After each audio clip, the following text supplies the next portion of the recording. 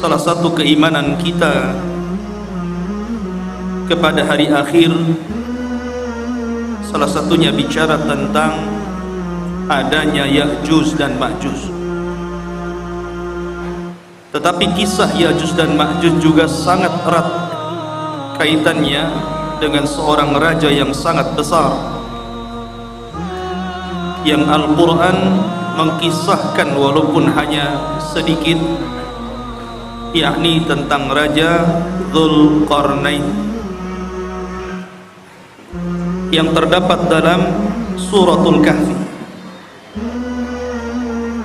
Kenapa disebut Dzulqarnain? Hidup di zaman siapa dia? Kemudian apa sepak terjangnya? Dan apa hubung kait beliau dengan Ya'juj dan juga Ma'juj? Bicara tentang kisah Dzulqarnain dulu sebelum kita masuk kepada kisah Ya'juj dan Ma'juj. Adapun anak muda yang berkeliling dunia sampai mencapai ujung barat dan ujung timur, ujung selatan dan ujung utara adalah Dzulqarnain, di mana Allah Subhanahu wa taala berfirman, yas'alunaka an dzil qarnaini qul sa'atlu alaikum minhu dzikra. Mereka bertanya-tanya kepadamu tentang siapa Dzulqarnain. Kata Allah, katakan ya Muhammad kepada mereka, saya akan cerita, saya akan bacakan kepada kalian sedikit dari cerita Dzulqarnain. Cerita tentang Dzulqarnain, tidak ada penguasa yang mampu menguasai sebagian besar dunia kecuali hanya 4 orang saja, yang 2 mukmin dan 2 kafir. Pertama, yang mukmin adalah Raja Sulaiman. Kemudian yang kedua Dzulqarnain. Adapun yang kafir, yang pertama adalah Namrud, dan yang kedua Bukhtun Nasr. Ada yang mengatakan Al-Iskandar Al-Maqduni, tapi yang masyhur adalah Bukhtun Nasr. Dan keduanya kafir, baik Namrud ataupun Bukhtun Nasr yang menghancurkan Palestina itu. Lah salah satunya adalah Dzulqarnain. Dia penguasa yang berhasil menguasai barat dan timur, selatan dan utara, sehingga kemudian menjadi khilaf apakah dia seorang nabi, apakah dia seorang wali, ataukah dia malaikat. Ada yang mengatakan dia seorang nabi berdasarkan zahir Al-Quran, karena dia diperintah Allah untuk menyampaikan wahyu Allah. Siapa yang beriman maka akan diperbaiki, siapa yang kufur maka akan disiksa dan diazab. Tapi pendapat yang masyhur, dan ini pendapat yang banyak dikuatkan para ulama seperti Asy-Syaikh Ibnu Utsaimin rahimahullahu taala, mengatakan bahwa dia adalah rajulun saleh, orang yang sangat soleh sekali, dan dia seorang raja dan penguasa dunia. Itulah Dzulqarnain. Lalu hidup di masa siapa Dzulqarnain ini?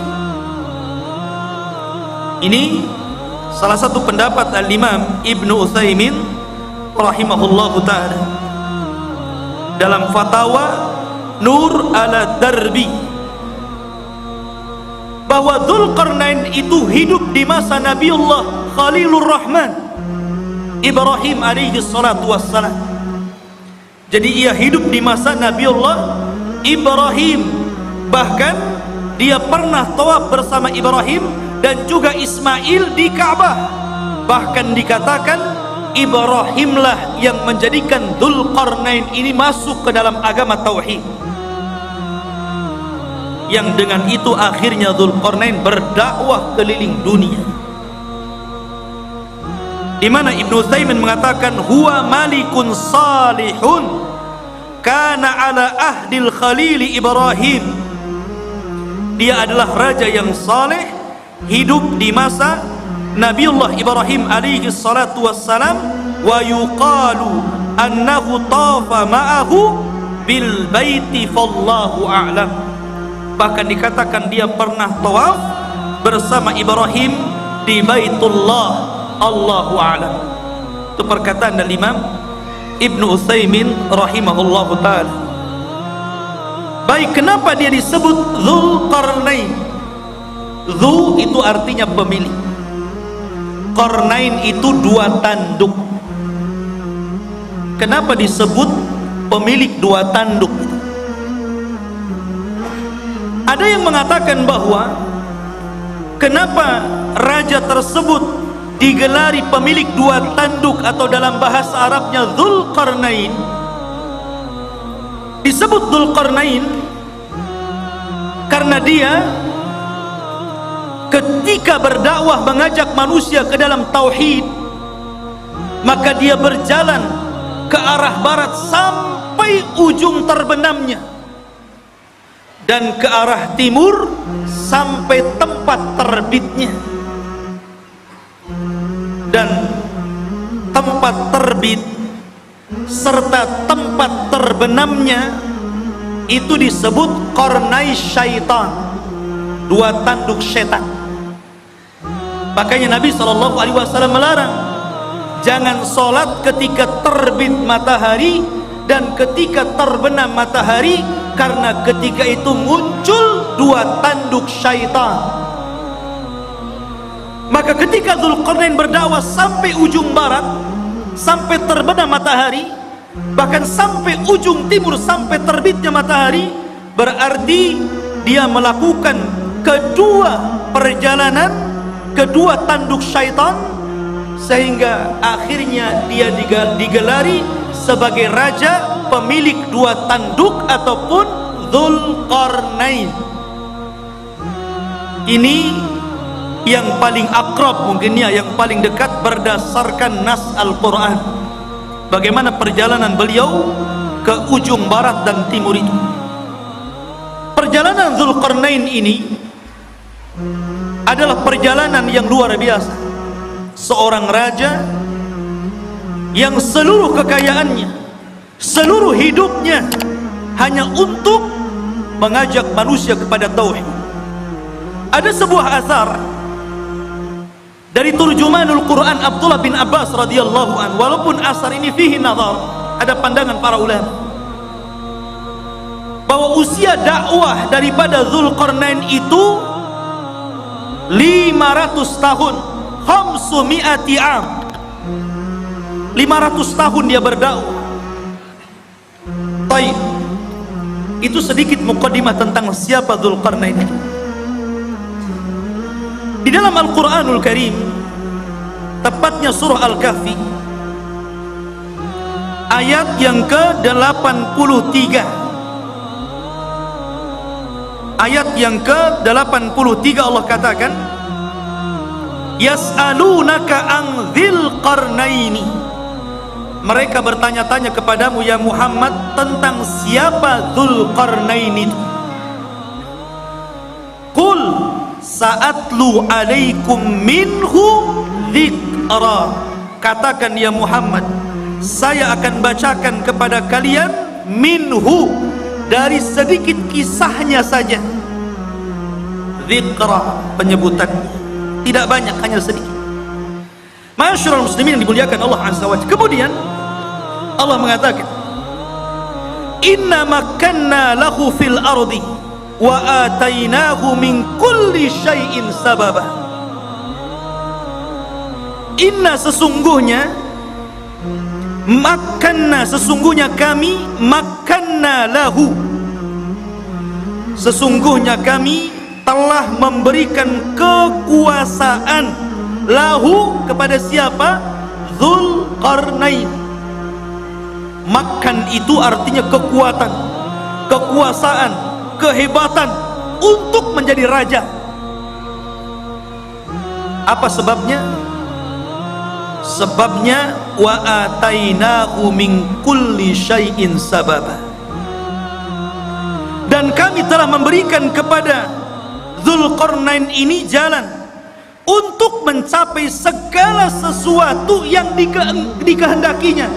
Pokoknya segala sesuatu yang dikehendaki Dzulqarnain ada jalannya, dan Allah Subhanahu wa taala berikan kepada Dzulqarnain untuk kepentingan dakwah. Nih yang menjadikan Allah makanna lahu fil ard. Kami berikan kekuasaan yang besar di permukaan bumi kepada Dzulqarnain itu. Maka mulailah Dzulqarnain mengikuti satu jalan. Allah mengatakan, perhatikan ini perjalanan pertama Raja Dzulqarnain, hingga apabila dia telah sampai ke tempat terbenam matahari. Ketika dia sampai kemana? Ainin. Ain itu maksudnya lautan. Hamiyatin maksudnya yang bentuknya seperti lumpur hitam. Jadi beliau mengarah ke arah barat karena terbenam matahari di situ. Terbenam matahari di mana? Di barat. Pertama kali perjalanan Dzulqarnain kemana? Ke arah barat. Dia berjalan ke arah barat. Dan di sini Allah mengatakan ainin hamiyah, maksudnya lautan yang menghitam seperti lumpur hitam. Karena begini ikhwan, matahari itu awalnya putih, kemudian semakin mengarah ke barat menjadi kuning, kemudian semakin tenggelam menjadi merah, kemudian ketika tenggelam menjadi hitam karena muncul malam. Itulah disebut ainin hamiyah.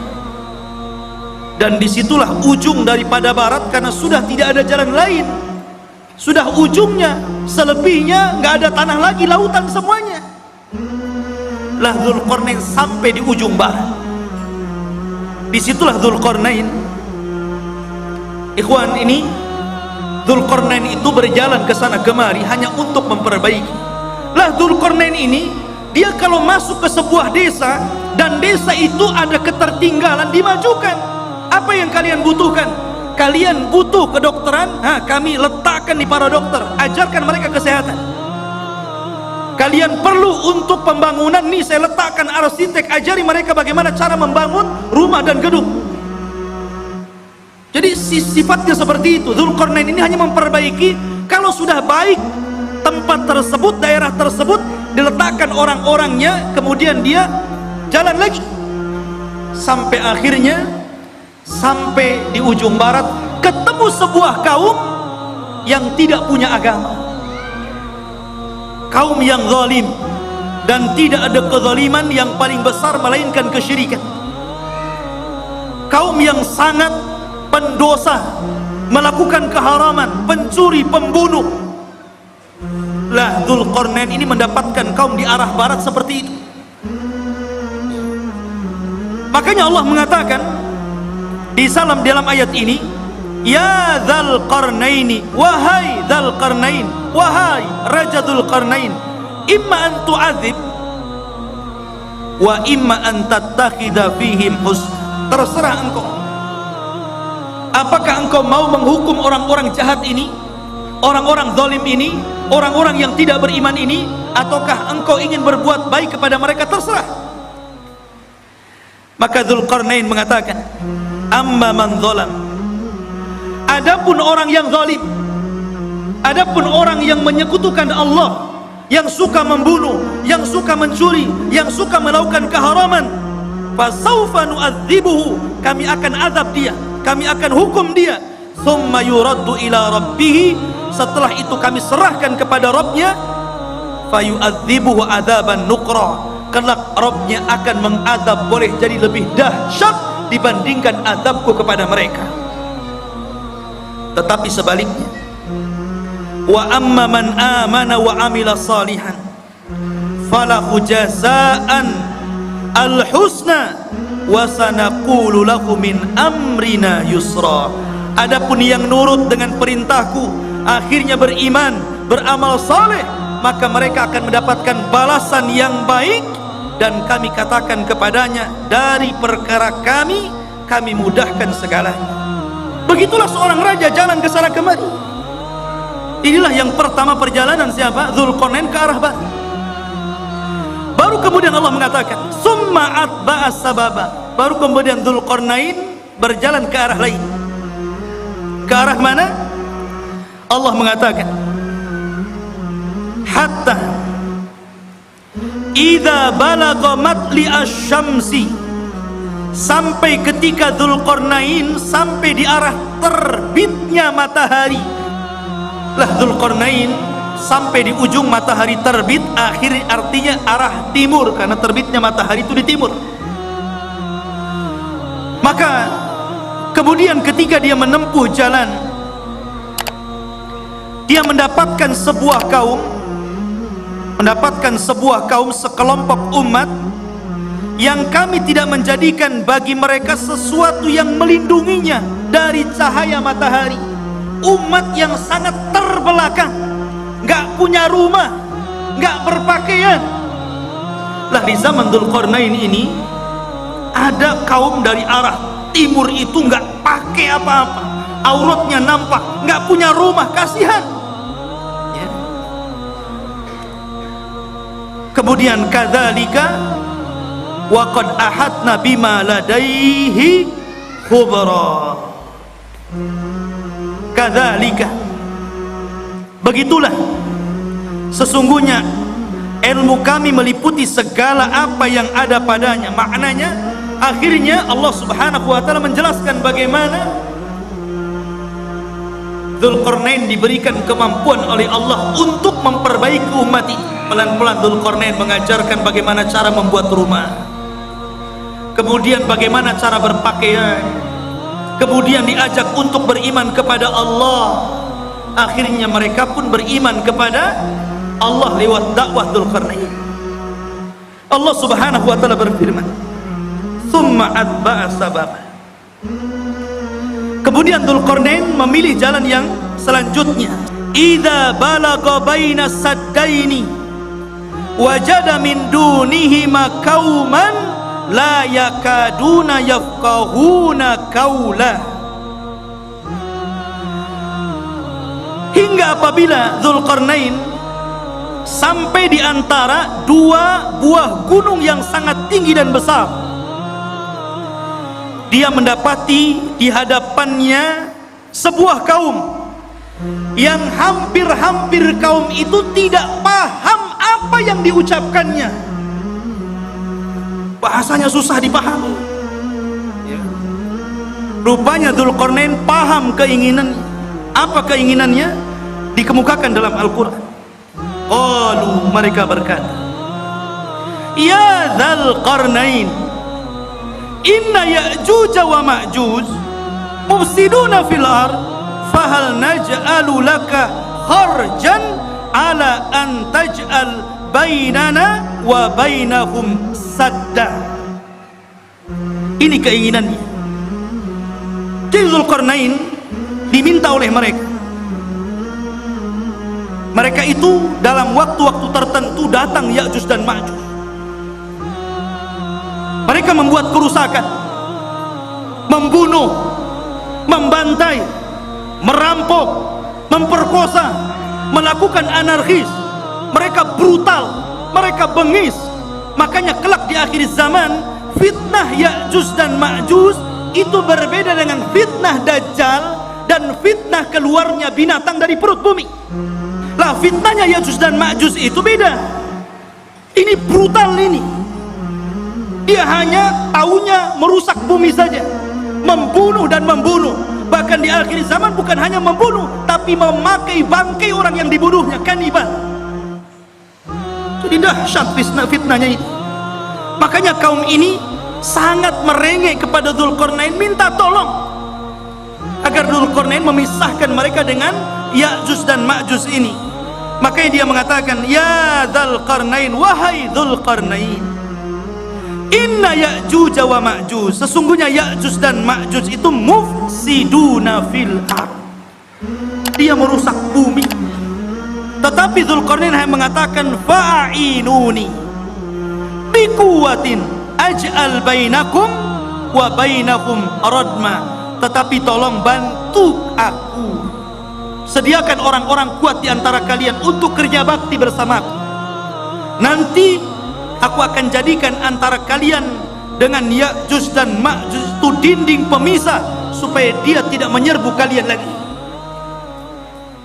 Inilah jiwa besar seorang pemimpin, ya, membangun sebuah bangunan yang luar biasa yang belum pernah dibangun orang-orang sebelum dan setelahnya. Bahkan bangunan itu sendiri tidak tahu siapa yang tahu, nggak ada yang tahu. Sampai sekarang kan nggak ada yang tahu, walaupun berbagai macam ilmuwan meneliti dengan kecanggihan alat-alat di zaman sekarang, dengan teknologi transportasi yang memudahkan mereka untuk berpindah satu negeri ke negeri yang lainnya, sampai sekarang masih gaib, masih belum ditemukan, agak-agak kira-kira saja, mungkin di sini, mungkin di situ. Walaupun sebagian para ulama seperti Lajnah Daimah dan juga Syekh bin Baz rahimahullahu taala, ketika ditanya tentang di mana sebenarnya benteng yang dibangun Dzulqarnain itu, yang mengurung padanya Ya'juj dan Ma'juj dan akan keluar di akhir zaman, maka Syekh bin Baz hanya mengatakan min kibalil masyrik, dari arah timur, maksudnya kota Madinah. Kalau antum berada di Madinah, ke arah timurnya. Kemudian diisyaratkan ke daratan Cina, ke daratan Cina. Ya. Ada yang mengatakan bahwa benteng itu terletak di daerah daratan Armenia. Ada yang mengatakan Azerbaijan di daerah Georgia, ya. Itu sebagian ulama mengatakan seperti itu. Tetapi sekali lagi tidak bisa ditegaskan seperti itu. Cuman dari arah timur. Dia belum keluar, dan dia di balik tembok, dan kelak akan dikeluarkan Allah di akhir zaman. Bukan sekarang, di akhir zaman. Karena Ya'juj dan Ma'juj itu Allah keluarkan setelah Allah hancurkan bentengnya, itu ketika setelah Isa bin Maryam turun, itu pun pasca terbunuhnya Dajjal. Dajjal dibunuh dulu, baru setelah itu selang beberapa waktu Isa dan kaum muslimin diuji lagi oleh Allah, tiba-tiba runtuh daripada apa yang sudah dibangun Dzulqarnain, sadnya ini, bendungannya ini, bentengnya ini. Akhirnya dari situ min kulli hadabin yansilun, maka mereka keluar dari benteng itu seperti bah yang turun dari bukit, saking banyaknya gitu, keluar semua. Karena dalam riwayat Abdullah bin Umar radhiyallahu an, di antara mereka Ya'juj dan Ma'juj itu dikisahkan bahwa tidak mungkin mati seorang Ya'juj dan Ma'juj itu kecuali kalau seandainya mereka telah mendapatkan 1000 keturunan baru mati. Dan itulah apa yang disabdakan Rasul, akan muncul sebuah kaum yang tidak bisa engkau perangi. Makanya wahai Isa, selamatkan kamu dan selamatkan sebagian dari yang selamat dari kaum muslimin, bersembunyilah di bukit Tur. Akhirnya Isa pun menyembunyikan diri dan kaum muslimin di bukit Tur. Dzulqarnain ini akhirnya membuat benteng yang sangat kokoh sekali. Kemudian sifat bentengnya, Dzulqarnain berkata, berikanlah kepadaku potongan-potongan besi, sehingga apabila besi itu telah sama rata dengan kedua puncak gunung, seolah-olah main las, kayak orang las gitu kan, besi itu dibuat, ditancap-tancapkan, kemudian dilas satu dengan yang lainnya, sehingga menjadi sebuah benteng. Kemudian ketika tinggi besi itu sama dengan gunungnya, berkatalah Dzulqarnain, tiupkanlah api, hingga apabila besi itu sudah menjadi merah seperti api. Dia pun berkata, berikanlah kepadaku tembaga yang mendidih agar kutuangkan ke atas besi panas tersebut. Kokoh sekali. Inilah dinding yang tidak bisa dijebol. Sampai Ya'juj dan Ma'juj sendiri gak bisa jebol dinding itu. Dan subhanallah, karena kokohnya benteng itu, Ya'juj Ma'juj itu setiap hari melobangi untuk keluar dari situ. Jadi kalau di pagi hari dia datang dengan kumpulan-kumpulan arsitek khusus yang melubangi gua itu dari kalangan Ya'juj dan Ma'juj, mereka ngebor tuh dengan alat yang mereka punya. Ketika sudah kecapean gitu kan, hampir mereka sedikit lagi, dan waktu sore mereka kemudian kembali ke rumahnya. Besoknya bolongan itu balik lagi ke asalnya, dan seperti itu hampir mereka putus asa karena tidak bisa melubangi dan tidak bisa keluar dari gerbang. Sampai akhirnya di akhir zaman, ketika pemimpin Ya'juj dan Ma'juj itu hendak memimpin untuk melobangi dan keluar dari benteng itu, kata pemimpinnya, besok kita akan kerja lagi, insya Allah. Pemimpinnya diilhamkan untuk mengucapkan insya Allah. Subhanallah, ketika pemimpinnya diilhamkan untuk mengucapkan insya Allah, jebol benteng itu. Akhirnya mereka keluar, sehingga ketika mereka turun dari bukit itu dan mengarah ke Palestina, kemudian yang pertama mendarat di sebuah danau Tiberias atau danau Buhairah. Diminum itu kelompok yang pertama paling depan, yang tengah dan yang belakang. Ketika sampai di danau itu sudah nggak kebagian air, saking banyaknya. Padahal danau itu bisa menghidupi jutaan jiwa yang ada di sana. Tapi sekali teguk gelombang yang pertama, habis ludas saking banyaknya Ya'juj dan Ma'juj. Masyaallah.